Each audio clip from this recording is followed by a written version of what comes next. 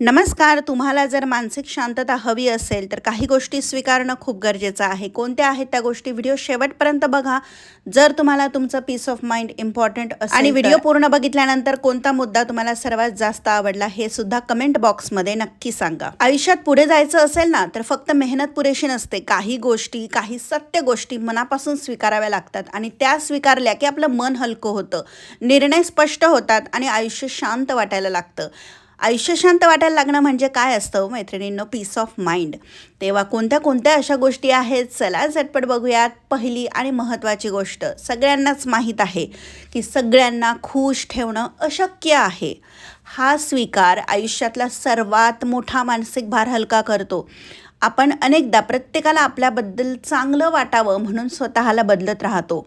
बोलणं बदलतो, निर्णय बदलतो, स्वतःच्या इच्छा दाबतो. पण सत्य हेच आहे की प्रत्येक व्यक्तीची विचारसरणी, अपेक्षा आणि अनुभव वेगळे असतात.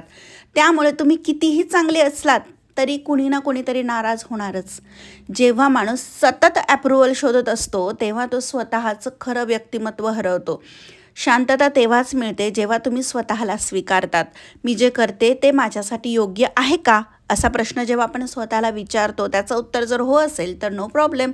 लोकांचं मत बदलत राहतं, पण तुमचं आयुष्य तुम्हालाच जगायचं आहे. म्हणून प्रत्येकाला इम्प्रेस करण्यापेक्षा स्वतःशी प्रामाणिक राहणं महत्त्वाचं आहे.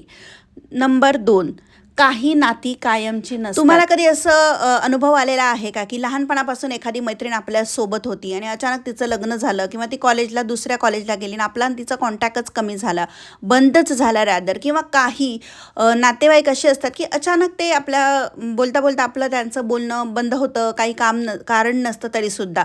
म्हणजे काय तर आपण अनेकदा काही लोक आपल्याला असं वाटतं की कायम सोबत राहतील असं आपण ते गृहीत धरतो. पण आयुष्य बदलतं, लोक बदलतात, परिस्थिती बदलते आणि काही नाती हळूहळू दूर जातात, काही अचानक तुटतात.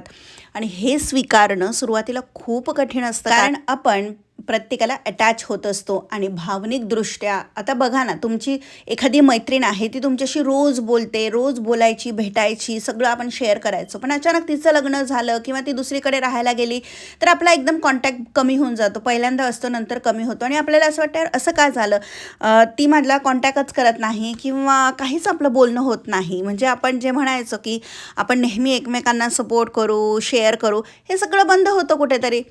पण एकच लक्षात ठेवायचं आहे, प्रत्येक नाती काय कायमची नसतात. प्रत्येक नाती आपल्या काही ना काहीतरी अनुभव देतात. त्यामुळे ना एखादं नातं जरी कमी झालं, संपलं, तरी स्वतःला ना असं सतत का झालं असं विचारून त्रास करून घेण्यापेक्षा ना ते ॲक्सेप्ट करणं, स्वीकारणं खूप महत्त्वाचं आहे. आणि हा प्रश्न जेव्हा आपण स्वतःला विचारतो की मी ह्या अनुभवातून काय शिकले, तेव्हा आपण लवकर हील होतो. तिसरा मुद्दा, वेळ कोणासाठी थांबत नाही हे स्वीकारणं खूप महत्त्वाचं आहे.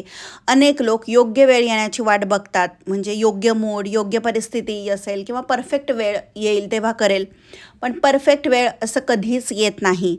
आपली भीती, शंका, आळस यामुळे आपण सुरुवात करत नाही. मग वर्षानंतर पश्चाताप येतो की तेव्हा सुरुवात केली असती तर.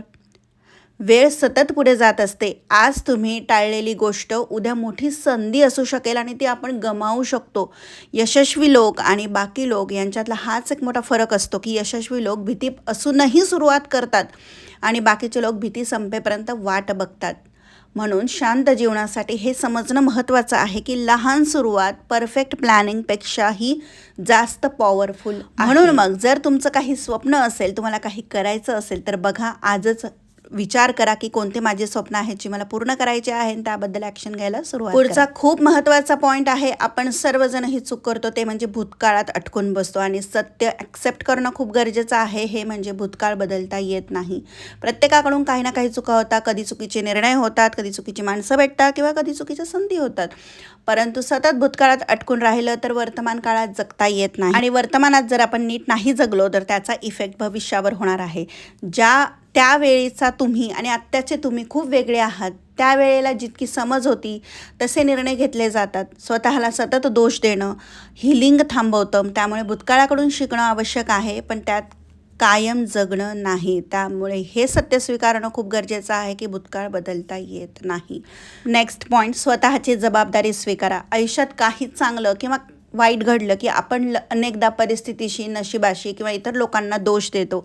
काही वेळा ते खरंही असतं, पण सतत बाहेर कारणं शोधत राहिलो तर आपली ताकद कमी होते. कारण मग आपल्याला वाटायला लागतं की आपल्या आयुष्यावर आपलंच नियंत्रण नाही. स्वतःची जबाबदारी स्वीकारणं म्हणजे प्रत्येक गोष्टीसाठी स्वतःला दोष देणं नाही, तर हे समजणं की माझ्या प्रतिक्रिया, माझे निर्णय आणि माझा पुढचा निर्णय हे माझ्या हातात आहे. उदाहरणार्थ, कोणी तुमच्याशी वाईट बोललं तर त्याचा राग दिवसभर मनात ठेवायचा की थोड्या वेळाने शांत राहायचं, हा तुमचा निर्णय. एखादं काम बिघडलं तर हार मानायची की ते सुधारणा करायची त्यामध्ये, हाही निर्णय तुमच्यावर आहे. जेव्हा माणूस रिस्पॉन्सिबिलिटी घेतो तेव्हा तो मेंटली स्ट्रॉंगर होतो, कारण त्याला जाणवतं की परिस्थितीचा तो बळी नाही, तर स्वतःच्या आयुष्याचा तो क्रिएटर आहे. पुढचा मुद्दा अतिशय महत्त्वाचा आहे आणि बरेचसे आपण ह्यामध्ये चुकतो की सगळ्या गोष्टी आपल्या मनासारख्या होतात असं आपल्याला, म्हणजे मनासारख्याच होतील असं आपल्याला वाटतं. परंतु स्वीकारायला काय हवं की सगळ्याच गोष्टी आपल्या मनासारख्या होणार नाही आहेत. आपण अनेक अपेक्षा ठेवतो. लोकांनी माझ्याशी नेहमी चांगलं वागावं, सगळं प्लॅनिंगप्रमाणेच घडावं, मेहनतीचं लगेचच फळ मिळावं. पण आयुष्य तसं चालतच नाही. कधीकधी चांगल्या माणसांनाही कठीण प्रसंग येतात. काही गोष्टी आपल्या कंट्रोलमध्येच नसतात. जेव्हा आपण प्रत्येक गोष्ट कंट्रोल करण्याचा प्रयत्न करतो ना, तेव्हा फ्रस्ट्रेशन वाढतं.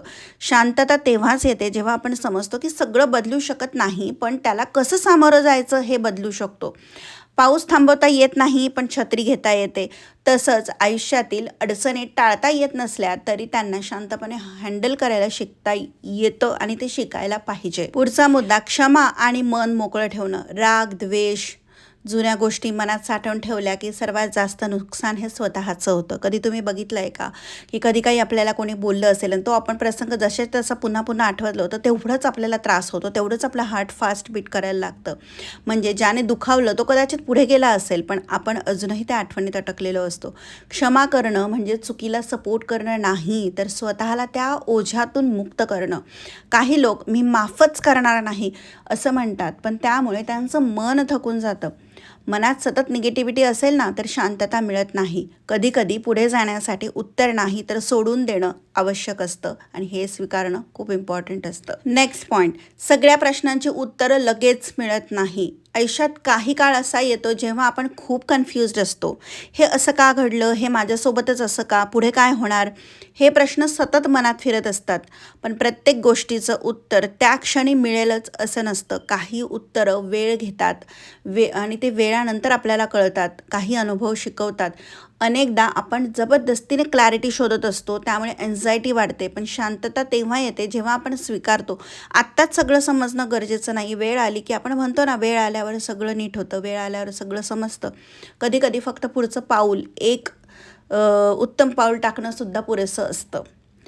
पुढचा मुद्दा, प्रत्येक गोष्ट मनाला लावून घ्यायची नसते.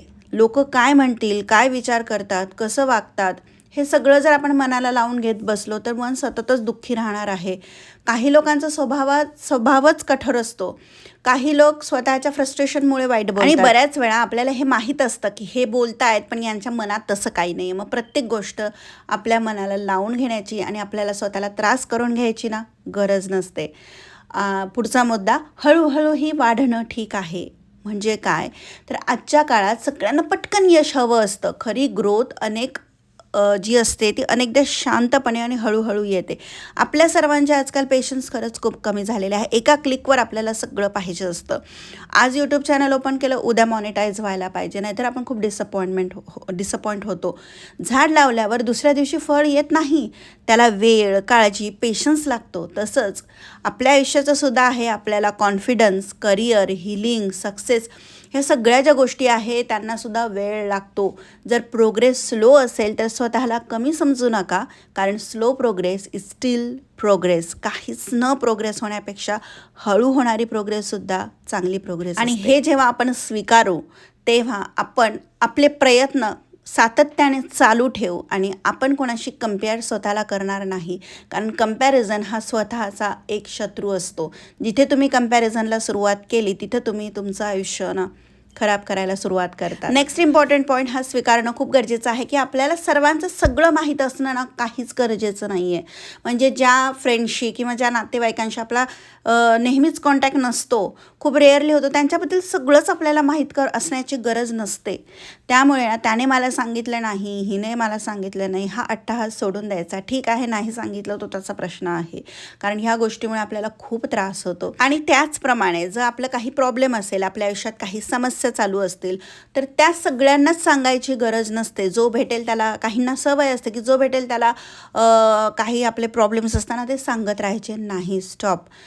जसा आनंद आपण जेव्हा दुसऱ्यांसोबत वाटतो तेव्हा तो वाढतो, त्याचप्रमाणे ते दुःख असतं. घडी घडी जेव्हा आपण प्रत्येकाला सांगत असतो तेव्हा आपली इंटेन्सिटी जी असते ना ती प्रॉब्लेमची वाढत असते. कोणाला सांगायला पाहिजे? जे तुमच्या फॅमिलीतले क्लोज आहेत, आपल्या फॅमिली मेंबर्सला, घरातल्यांना, आपले अगदी जवळचे कोणी मित्रमैत्रिणी असतील त्यांना. पण त्याच्या व्यतिरिक्त जो भेटेल त्याला आपले प्रॉब्लेम सांगायची गरजच नसते. म्हणून आपण जो भेटेल त्याला आपला प्रॉब्लेम अजिबात सांगायचा नाही, कारण बऱ्याच लोकांना तर त्याचं काही पडलेलं नसतं किंवा काही लोकांना आनंद होतो, ओ वाव तुमच्या आयुष्यात असा प्रॉब्लेम आहे. त्यामुळे ना आपल्या जवळच्या लोकांशी फक्त शेअर करणं हे इम्पॉर्टंट असतं, जवळच्या आणि विश्वासाच्या लोकांशी. अजून एक सर्वात मोठी गोष्ट आहे जी आपल्याला ॲक्सेप्ट करणं गरजेचं आहे, ते म्हणजे प्रत्येकाची वेळ ही सारखी नसते. म्हणजे कोणाला यश लवकर मिळेल, कोणाला कोणत्या एजमध्ये काय मिळेल, तर कोणाला नाही मिळणार. दोन जण सेम मेहनत करत असले तरीसुद्धा एकाला चांगलं यश मिळतं, एकाला नाही मिळत किंवा एकाला कमी मिळतं. म्हणजेच प्रत्येकाला ज्याच्या त्याच्या नशिबानुसार मिळणार आहे. याचा अर्थ असं नाही की आपण मेहनत करायची नाही, मेहनत करत राहायची. आपली वेळ आली की आपल्याला मिळणार आहे. आणि अजून एक महत्त्वाची गोष्ट म्हणजे आपल्या नशिबातलं कोणी हिरावून घेऊ शकत नाही. त्यामुळे हे स्वीकारणं खूप महत्त्वाचं आहे. आणि सर्वात इम्पॉर्टंट, आयुष्याची खरी शर्यत स्वतःसोबत असते. शेवटी आपण इतरांशी नाही तर कालच्या स्वतःशी स्पर्धा करत असतो. कालपेक्षा आज आपण शांत आहोत का? कालपेक्षा आपण थोडंसं समजूतदार आज वागलेलो आहोत का? कालच्यापेक्षा आजचा दिवस आपण जरा चांगला प्रोडक्टिव्ह घालवलेला आहे का? कालपेक्षा आपण थोडेसे मजबूत आहोत का? आपल्याला आपल्यामध्ये स्वतःमध्ये सुधारणा करायची आहे. त्यामुळेच आपली जी शर्यत आहे ती स्वतःसोबत असली ना तर आपण सर्वात जास्त यशाच्या जवळ जातो. कारण बाहेरचं यश तात्पुरतं असू शकतं, पण आपली जी आतली ग्रोथ असते ना ती कायम साथ देते. तर हे काही मुद्दे होते, पुढच्या भागांमध्ये मी अजून घेऊन येईल, जे आपण स्वीकारले आणि विचार जरा मनामध्ये घट्ट बसवले की आयुष्याची गती थांबत नाही.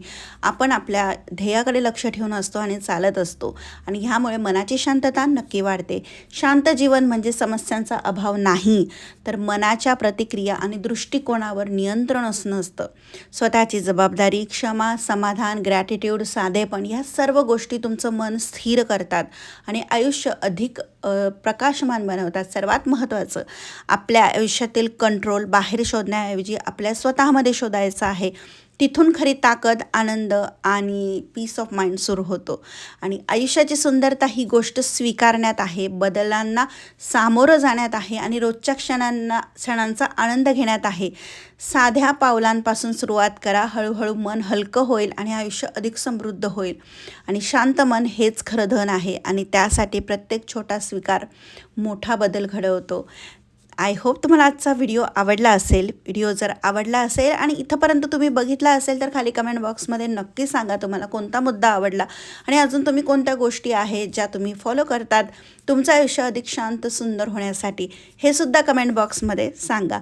आणि ह्या व्हिडिओमध्ये मी तुम्हाला माझं थोडंसं क्लिनिंगचं रुटीन, कुकिंग आणि डेली रुटीन दाखवलेलं आहे. तुम्हाला कसा वाटला आजचा व्हिडिओ कमेंट करून नक्की सांगा. आणि तुम्ही हे माझे व्हिडिओज कुठून बघतायत हे सुद्धा सांगा, म्हणजे आम्हाला सुद्धा कळेल की आपले व्हिडिओ कुठे कुठे पोहोचत आहे आणि कुठून बघत आहात. व्हिडिओ आवडला असेल तर व्हिडिओला लाईक, चॅनलला सबस्क्राईब आणि शेअर नक्की करा. व्हिडिओला हाईप द्या. पुन्हा भेटूयात नवीन एका व्हिडिओमध्ये. तोपर्यंत स्वस्त राहा, मस्त राहा आणि सर्वात महत्त्वाचं म्हणजे खुश राहा. हेल्दी का प्रयत्न करत राहा. यश एक दिवस नक्की मिळणार आहे. त्यासाठी हवं असतं पेशन्स, आणि ते पेशन्स नक्की ठेवा. तर चला तर मग